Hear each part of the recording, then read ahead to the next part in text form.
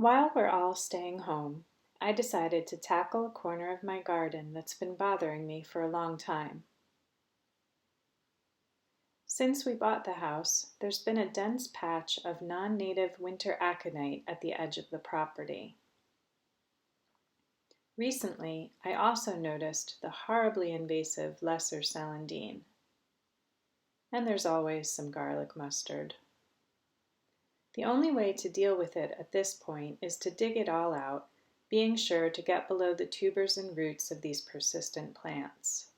Be particularly careful to loosen the soil around and under patches of lesser celandine, and then carefully pull the tubers out. Any of the pieces left behind will multiply rapidly. Winter aconite spreads by seeds and through these bulbs, so be sure to remove both. Thankfully, garlic mustard is easy to pull up by the roots.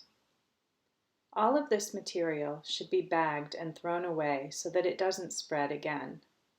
It took some muscle and some time and a lot of patience, but we did finally clear the entire area. We sent 3 large bags of invasive plant material to the dump.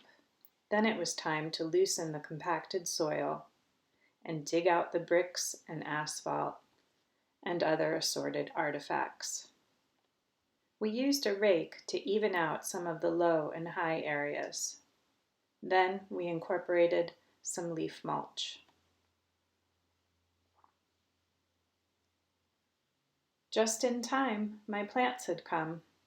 North Creek is a wholesale plant nursery, but I was able to get these flats delivered to my door through the online broker Izell Native Plants. From now until May 2nd, if you order from Izell Plants and use this coupon code, you'll get a 5% discount and A&S will get a 10% donation. I chose native ground covers that would thrive in the shady conditions of my garden, and also compete with the invasive plants that are sure to try to make a comeback. I purchased them in flats of deep plugs. This is a really economical way to cover a lot of space in your garden. When you pull them out of the trays, the plugs look like this. You can use a pruning tool to loosen the matted roots. The best part, of course, is getting the plants into the ground and getting your hands dirty if you don't wear gloves.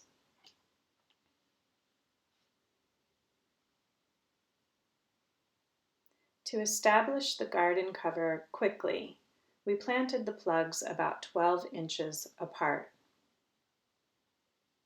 Then we spread a little bit of shredded pine bark mulch on top of the area. And of course, watered everything in deeply. It was getting late by the time we finished the garden corner, but the new plants looked great in the afternoon light.